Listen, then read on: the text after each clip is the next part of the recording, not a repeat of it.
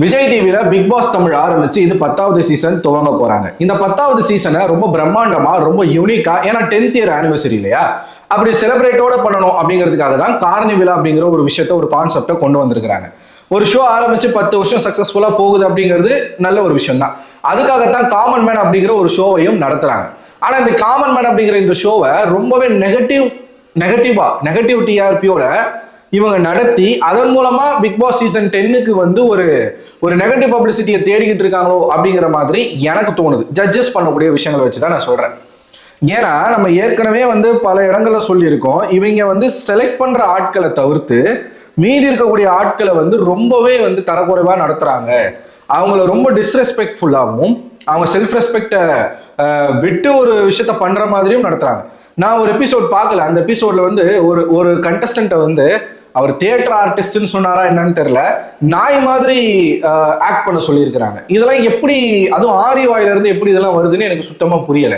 இன்னைக்கு எபிசோட் பார்க்கும்போதும் இன்னைக்கும் இவங்க ரிஜெக்ட் பண்ண கண்டஸ்டன்ட் எல்லாமே ரொம்பவே வந்து தரக்குறைவா, அவங்கள ரொம்ப சப்ரஸ் பண்ணி தான் அனுப்புறாங்க. நான் நேத்திக்கு 2 வார்த்தை வந்து விட்டுருக்கேன். அந்த 2 வார்த்தைக்கு வந்து நிறைய பேர் வந்து எதுக்கு இந்த வார்த்தையை விடுறீங்க, இது தப்பு இல்லையா அப்படின்னு கேட்டிருந்தீங்க. ஒண்ணு, நான் என்ன சொல்லியிருந்தேன்னா, கிராமத்துல இருந்து வரக்கூடிய ஆட்களுக்கு தான் இவங்க வந்து ப்ரையாரிட்டி ஜாஸ்தியா கொடுக்குறாங்க. இது வரைக்கும் செலக்ட் செய்யப்பட்ட நபர்கள் எல்லாருமே மதுரை, கோயம்புத்தூர் இந்த மாதிரி கிராமங்கள்ல இருந்து வந்த ஆட்களா தான் இருக்காங்க. ஏன்னா அவங்க கிட்ட வந்து ஒரு விதமான ஒரு மொழி நடை இருக்கு, அவங்களுக்குன்னு ஒரு விதமான ஒரு உடல் நடை இருக்கு. அந்த மாதிரியான ஆட்களை வந்து ஈஸியாவே செலக்ட் பண்றாங்க அப்படின்னு நான் சொல்லியிருந்தேன். அது வந்து பல பேர் வருத்தம் தெரிவிச்சிருந்தீங்க. அந்த மாதிரி கிராமம்னு ஏன் வந்து சொல்றீங்க, நான் தப்பா சொல்லல. சிட்டி கிராமம்னு அந்த பாகுபாடுக்கே நான் வரல. கிராமத்துல இருந்து வரக்கூடிய கண்டஸ்டன்ஸ்க்கு இங்க ப்ரையாரிட்டி கொடுக்குறாங்க. ஏன்னா இந்த ஷோக்கு நான் சொன்னேன் இல்லையா, தாமரை செல்வி மாதிரியான ஒரு ஆள் வந்து இவங்களுக்கு தேவை அப்படிங்கிறது. தாமரை, ஜிபி முத்து, நம்ம தர்பீஸ், இந்த மாதிரியான ஆட்கள் தான் இவங்களுக்கு தேவைப்படுறாங்க இந்த ஷோக்கு. அதுக்கு கிராமத்துல இருந்து வரவங்களாம் அப்படிதான் இருக்காங்களா அப்படின்னு கேட்காதீங்க. அவங்களுடைய பிஹேவியரை வச்சுதான் நான் சொல்றேன். எல்லாரையும் நான் பொதுப்படையா சொல்லல. இந்த காமன் மேன் ஷோக்கு வந்த கண்டஸ்டன்ஸ் யாருமே அவங்க காமன் மேன் கிடையாது. யோகி பாபு சொல்ற மாதிரி சராசரியான ஆட்கள் கிடையாது, அவங்க நார்மல் பீப்புளே கிடையாது. அந்த மாதிரி பிஹேவ் பண்ணிக்கிட்டு இருக்காங்க. சரி, இன்னைக்கு எந்தெந்த கண்டஸ்டன்ட்லாம் வந்தாங்க, யாரெல்லாம் செலக்ட் பண்ணியிருக்காங்க அப்படிங்கிறத முதல்ல பார்த்துருவோமா. முதல்ல சுந்தரபாண்டி அப்படின்ற ஒருத்தர் வராரு. இவர் வந்து ஒரு ஜோசியர், ஆஸ்ட்ராலஜர், சிவகாசில இருந்து வந்திருக்கிறார். அவங்களோட அது நீங்க பாத்தீங்கன்னா சிலரை வந்து சிங்கிளா ஆடிஷன் பண்றாங்க, சிலரை வந்து கப்புலா வந்து ஆடிஷன் பண்றாங்க. அது என்ன கான்செப்ட்னு புரியல. இவர் வந்து ஒரு ஜோசியக்காரர் வராரு. அப்புறமா ராஜலட்சுமி அப்படிங்கிற ஒரு லேடி வராங்க கும்பகோணத்துல இருந்து. இவங்க வந்து ஒரு குன்ஃபு மாஸ்டர். ஆமா, இவங்க 2 பேருமே வந்து இந்த ஷோக்கு தேவையில்லைன்னு சொல்லி எலிமினேட் பண்ணிட்டாங்க. எலிமினேட் பண்றதுக்கு முன்னாடி இவங்க பேசக்கூடிய சில வேர்ட்ஸ்லாம் வந்து ரொம்ப ஹாஷா இருக்கு. ஈவன் ராஜு, ஓவியா வந்து ஒரு மாதிரி நடுநிலையா பேசி அவங்க தப்பிச்சுக்கிட்டு இருக்காங்க. இங்க மாற்றுறது யார் அப்படின்னு பாத்தீங்கன்னா மாயா, ராஜு, ஆரி. இன்னைக்கு ஆரி போயிட்டு ஹோஸ்டா உட்காந்துட்டாரு. ஏன் இந்த ஷஃபிள் நடக்குதுன்னு எனக்கு தெரியல. மாயா தான் இந்த ஷோக்கு ஹோஸ்ட்னா மாயாவை ஹோஸ்டாவே போடுங்க, இல்ல மாயா இந்த ஷோக்கு ஜட்ஜா வரணும்னா மாயாவை ஜட்ஜா போடுங்க. அது என்ன மாறி அவங்க சேனல் அவங்க நம்ம பண்றாங்க. சரி, இந்த குன்ஃபு மாஸ்டர் 2 பேருமே அமுச்சு விட்டாங்களா. அந்த குன்ஃபு மாஸ்டர் வந்து நீங்க எதுக்காக அந்த ஆனா சும்மா சொல்லக்கூடாது, அவங்க கேள்வி கேட்கறதுக்கு பதில் கொடுக்குறாங்களா, அது வந்து கொஞ்சம் ஏற்புடையதாவே இல்லை. இந்த குன்ஃபு மாஸ்டர் வந்து என்ன சொல்றாங்கன்னா, அந்த ராஜலட்சுமி அப்படிங்கிற அந்த ஒரு லேடி என்ன சொல்றாங்கன்னா, எனக்கு சோறுக்கே வழி இல்லாதனால தான் பிக் பாஸ்க்கு வரேன் அப்படின்றாங்க. சோறுக்கே வழி இல்லைன்னா அதுக்கு பல விதமான தொழில்கள் இருக்கு. நீங்க குன்ஃபு மாஸ்டர்னும் போது நீங்க கிளாஸ் எடுத்தீங்கன்னா மாசம் உங்களுக்கு அதுலேயே வந்து ரெவன்யூ வரும். அதுக்கும் பிக் பாஸ்க்கு என்ன சம்பந்தம் அப்படிங்கிற ஒரு ஜென்ரலான ஒரு கொஸ்டின் வந்து எழுப்புறாங்க. அது மட்டும் இல்லாம இந்த 2 பேருமே சுவாரஸ்யமா இல்லை அப்படின்னு சொல்லி அனுப்பி விடுறாங்க. அடுத்து யார் வராங்க பார்த்தீங்கன்னா, ஆக்சுவலா கொஞ்சம் கோல்டா இருக்கு, கொஞ்சம் அட்ஜஸ்ட் பண்ணிக்கோங்க.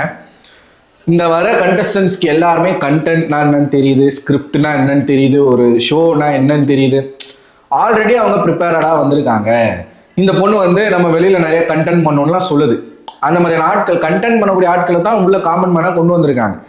2 பேருமே எலிமினேட் பண்ணி அனுப்புறாங்களா. அடுத்ததா ஒரு திருநங்கை ஒருத்தவங்க வராங்க. அவங்க பேர் வந்து ரியானா ராஜு. அதுக்கப்புறமா கலீல் பாஷா அப்படிங்கிற ஒருத்தர் வராரு. இவர் வந்து ஷேர் ஆட்டோ ஓட்டக்கூடிய ஒரு நபராமா. இது கிடையாது இவரோட ஐடென்டிட்டி. ஆக்சுவலா அந்த கலீல் பாஷா அப்படிங்கிறவர் தான் நான் முன்னாடியே சொன்ன மாதிரி பணவட்டை அப்படிங்கிற ஒரு ஃபேமஸான ஒரு யூடியூப் சேனல் கும்மிடிப்பூண்டி சைட்ல இருக்காங்க. இவங்க எல்லாருமே அங்க வந்து ஒரு ஒரு நபர் வந்து அந்த ஏரியால வாழக்கூடிய சின்ன சின்ன பசங்க, இந்த கலீல் பாஷா, அங்க வயதானவர்கள், பாட்டி, இவங்க எல்லாரையும் வச்சு ஒரு யூடியூப் சேனல் வந்து நடத்திக்கிட்டு இருக்காரு. ரொம்பவே பிரமாதமா இருக்கும் அந்த சேனலுடைய கண்டென்ட், யதார்த்தமா இருக்கும். அதுல one of the content creator தான் இந்த கலீல் பாஷா அப்படிங்கிறவர். இவர் வந்து ஒரு யூடியூபர். இவர் எப்படி காமன் மேனா வந்தாருன்னு தெரியல. சீரியஸா ஷேர் ஆட்டோ ஓட்டுற அவர் அந்த யூடியூப் பத்தி பேசவே இல்லை. அந்த இடத்துல அந்த சேனல்ல நான் வந்து நடிக்கிறேன் அப்படிங்கறது சொல்லவே இல்லை. இவங்க எத்தனை அவார்டு வாங்கியிருக்காங்க, எத்தனை ஷோக்கு போயிருக்காங்க தெரியுமா? அவர் வந்து காமன் பீப்புள் சொல்லிட்டு உள்ள கூட்டு வராங்க. இதுல 2 பேருமே பேசிக்க விடுறாங்க. யார் இந்த ஷோக்கு தகுதியானவர் அப்படிங்கறத பேசிக்கோங்க அப்படின்னா, இவங்க அதை விட்டுட்டு நீ கெட்டவன் நான் கெட்டவன், நீ நல்லவன் நான் நல்லவன்ற மாதிரி அடிச்சுக்கிற மாதிரி பேசிக்க ஆரம்பிச்சிட்டாங்க. ஏற்கனவே 2 டிரான்ஸ்ஜெண்டர்ஸ் வந்து இந்த ஷோக்கு வந்திருந்தாங்க. அதுல ஒரு டிரான்ஸ் வந்து இவர் கலீல் பாஷா என்ன சொல்லிட்டாரு அப்படின்னா, வாப்பா அப்படின்ட்டுக்கிறாப்ல, பையன்ற மாதிரி பேசுகிறாப்ல. இத ரியானா ராஜு அவர்கள் வந்து முதல் நாள் அந்த சேர் டாஸ்க் அப்பவே கண்டிச்சாங்க.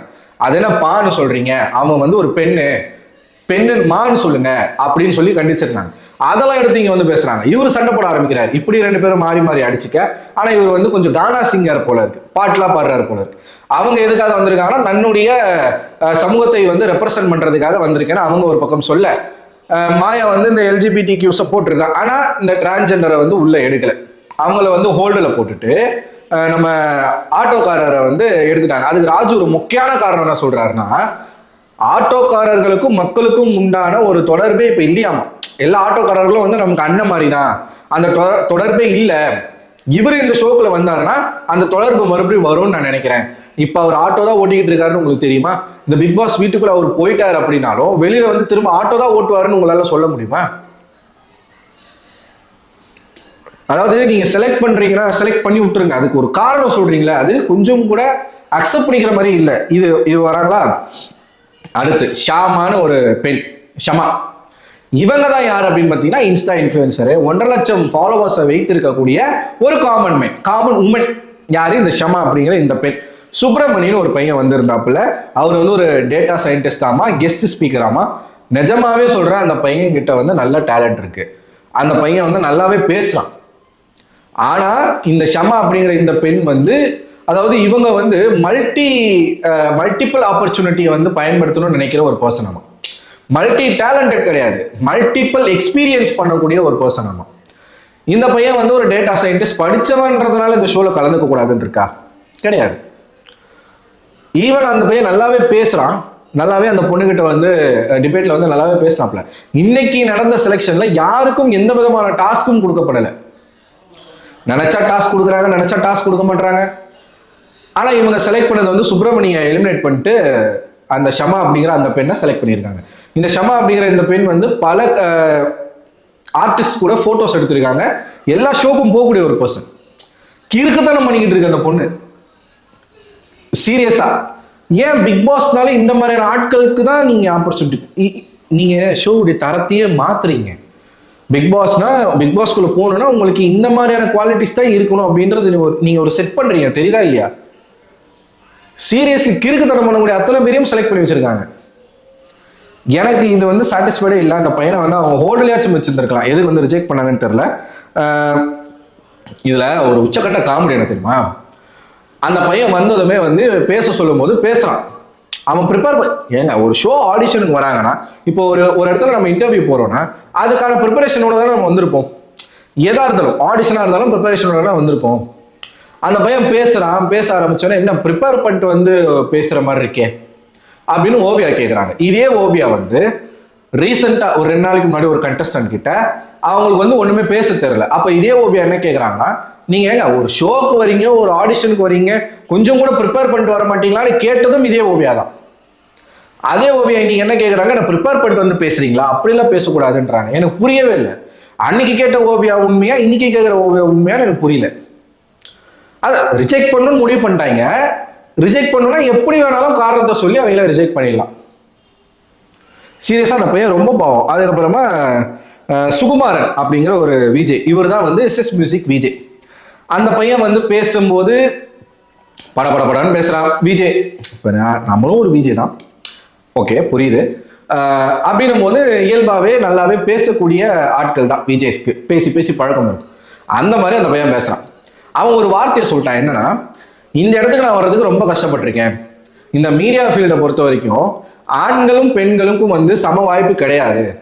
பெண்ணுக்கு அதிகமான முன்னுரிமை கொடுக்கப்படுது, ஆண்களுக்கு மீடியா ஃபீல்டை பொறுத்த வரைக்கும் கம்மி அப்படிங்கிற ஒரு உண்மையை சொல்லிட்டான். அந்த உண்மையை சொன்ன உடனே மாயாவுக்கும் ஓவியாவுக்கும் பொறுக்க முடியல. அதுல என்ன தப்பு இருக்கு? அதுல எந்த விதமான தப்பும் எனக்கு தெரியல. எக்ஸாக்டா அது உண்மைதான். முன்னாடி எப்படின்னு தெரியல, முன்னாடி ஒரு காலத்துல எல்லாம் வந்து பெண்கள் வந்து சினிமா துறைக்கும் மீடியா துறைக்கும் வருவதே வந்து ரொம்ப ரேரா இருக்கும். இன்னைக்கு பல பேர் போட்டி போட்டுக்கிட்டு இருக்காங்க. பெண்களுக்கான முக்கியத்துவம் மீடியால அதிகரிச்சிருக்கு. அந்த பையன் அதுதான் சொல்றான். இப்போ ஒரு மேல் விஜய் இருக்கானா அந்த இடத்துல ஃபீமேல் விஜய்க்கு தான் அதிகப்படியான வாய்ப்புகள் கிடைக்குது. உண்மை இது. இங்க யூடியூப் சேனல்ஸ்ல எல்லாம் நடக்குது. அந்த ரியாலிட்டி வந்து புரிஞ்சிக்க முடியாம ஓவியாவும் மாயாவும் மாறி மாறி அந்த பையனை வந்து கலாய்க்கிறாங்க. ஆனா அந்த பையன் போல்டா உண்மையை சொன்னான். சீரியஸா நீங்க எத்தனை பேர் ஒத்துக்கிறீங்க? மீடியா ஃபீல்டை பொறுத்த வரைக்கும் ஒன்றும் இல்லைங்க. ஒரு இன்ஸ்டாகிராம்ல எடுத்துக்கோங்களேன், ஒரு பொண்ணு ஒரு வீடியோ போடுறாங்க அப்படின்னா அந்த வீடியோக்கு கிடைக்கக்கூடிய ரெஸ்பான்ஸ்க்கும் ஒரு பையன் இந்த ஃபீல்டை பொறுத்த வரைக்கும் பெண்களுக்கு ரீச் அப்படிங்கிறது ரொம்பவே சீக்கிரம் கிடைக்குது. அது அதை வந்து தப்புன்னு சொல்ல முடியாது. அது ஆண்களுக்கு வந்து ரீச் வந்து ரொம்ப லேட்டாக தான் கிடைக்குது. இது வந்து நம்ம ஒத்துக்க தானே வேணும். இதுக்கு ஏன் அந்த பையனை போட்டு அந்த வாட்டினாங்கன்னு எனக்கு தெரியல. அந்த பையனை வந்து ஹோல்டு பண்ணி அனுப்பிச்சு விட்டாங்க. இப்பெல்லாம் வந்து நிறைய கேஸ்டிங் கால்லாம் வருதுன்னு வச்சுக்கோங்களேன். அந்த கேஸ்டிங் காலில் கூட பெண்களுக்கு தான் அங்கே அதிகப்படியான இம்பார்ட்டன்ஸ் கிடைக்குது. ஏன்னா பெண்கள் வர்றது ரேரா இருக்கு. ஆண்கள் வந்து ஏகப்பட்ட பேர் இருக்காங்க. இங்கே காம்படிஷன் ஜாஸ்தியா இருக்கு. அதை தான் அவனும் சொல்ல வரான். அது இவங்களால புரிஞ்சிக்க முடியல. அடுத்ததான் வந்து மாயா நட்டேசன் அப்படின்னு ஒரு கண்டஸ்டன்ட் வராங்க. அவங்கள ரிஜெக்ட் பண்ணி அனுப்புறாங்க. மாயான்ற பேருக்காகவே ரிஜெக்ட் ஆயிட்டாங்க போல இருக்கு. ரிஜெக்ட் பண்ணி அனுப்புறாங்க. பெருசா அவங்க கிட்ட எந்த விதமான டேலண்ட்டும் இல்லை. கடைசியா நர்மதா மற்றும் பிரியங்கா பால், ஒரு பொண்ணு சார்ட்டர்ட் அக்கௌண்டன்ட். நான் என்ன கேட்கறேன்னா, எதுக்கு இதுலலாம் வந்து நீங்க அவமானப்படணும்? அந்த பொண்ணு வருது, நான் அந்த நர்மதா அப்படிங்கிற அந்த பொண்ணு வந்து சார்ட்டர்ட் அக்கௌண்டண்டா இருக்காங்களா? இவங்க தான் நடிக்க சொல்றாங்க. நடிக்க சொன்ன பிறகு நீங்க எதுக்கு நடிக்கிறீங்கன்னு கேட்கறாங்க அவங்களே. நான் அவங்கள நடிக்கவே சொல்லலையே. இப்ப நடிக்கிறதுக்காக தான் பிக் பாஸ் வீட்டுக்குள்ள வரீங்களான்னு கேள்வி கேட்கறாங்க மாயா. அந்த பொண்ணு கேட்குது, நீங்க நடிக்க சொன்னதால தான் நான் நடிச்சேன். மாயாவும் ஓவியாவும் கேட்கறாங்க. நானா நடிக்கவே இல்லையா, நான் நடிக்கிறதுக்காக பிக் பாஸ் வீட்டுக்குள்ள போல, நான் நானா இருக்கிறதுக்கு தான் போறேன் அப்படின்னு சொல்லி அந்த பொண்ணு சொல்லுது. உடனே ரெட் கார்டு கொடுத்து, ஒரு மாதிரி மூஞ்சில் அடிச்ச மாதிரி ரெட் கார்டு டக்குன்னு கொடுத்து அனுப்பி விடுறாங்க. இன்னொரு பொண்ணு வந்து அவங்க ஐடியில் ஒர்க் பண்றாங்க போல 10 வருஷமா. அவங்களுக்கும் மீடியாவில் சாதிக்கணுன்றதான் ஆசையாமா அவங்களை வந்து ஹோல்டில் வச்சிருக்காங்க. ஸோ 50 பேர் கலந்து கொண்ட இந்த காமன் மேன் ஆடிஷன் வந்து இன்னையோட முடியுது. அதாவது செலக்ட் செய்யப்பட்ட நபர்கள் அடுத்த ரவுண்டுக்கு போறாங்க. நாளைக்கு என்ன நடக்க போகுது அப்படின்னு 50 பேருமே இவங்க வந்து ஆடிஷன் வச்சு முடிச்சிட்டாங்க. நாளைக்கு இந்த ஹோல்டில் இருக்காங்க இல்லையா, அவங்க எல்லாருக்கும் வந்து டாஸ்க் கொடுக்க போறாங்க. அதுல யார் ஜெயிக்கிறாங்களோ அந்த நபர் வந்து செலக்ட் செய்யப்பட்டு மீதி இருக்கக்கூடிய செலக்டட் கண்டஸ்டன்ட் கூட அடுத்தடுத்த சுற்றுகள்ல மோதுவாங்க போல. ஸோ நான் முன்னாடியே சொன்ன மாதிரி இவங்கெல்லாம் தான் செலக்ட் பண்ணணும் அப்படிங்கிறத வந்து முன்னாடியே அவங்க வந்து பக்காவா எழுதி வச்சுட்டு மீதி ஆட்களை அவமானப்படுத்தி வெளில அனுப்புறாங்க. இது ரொம்ப ரொம்ப தப்பு. இது இன்னைக்கு நடந்தது. நீங்க என்ன நினைக்கிறீங்க இந்த விஷயங்களை பத்தி? உங்களோட கருத்து என்ன அப்படிங்கறத மறக்காம கமெண்ட் பாக்ஸ்ல கமெண்ட் பண்ணுங்க. நம்ம சேனலை சப்ஸ்கிரைப் பண்ணலாம், சப்ஸ்கிரைப் பண்ணுங்க. லைக் பண்ணுங்கப்பா, முடியல. இந்த வீடியோ ஒரு லைக் பண்ணுங்க, உங்க நண்பர்களுக்கும் ஷேர் பண்ணுங்க. அடுத்தடுத்த பிக் பாஸ் அப்டேட் தெரிஞ்சுக்கணும்னா சப்ஸ்கிரைப் பண்ணிருங்க. அடுத்த ஒரு வீடியோல உங்களை சந்திக்கிறேன். அதுவரை உங்களிடமிருந்து விடைபெறுவது நான் அரவிந்தன்.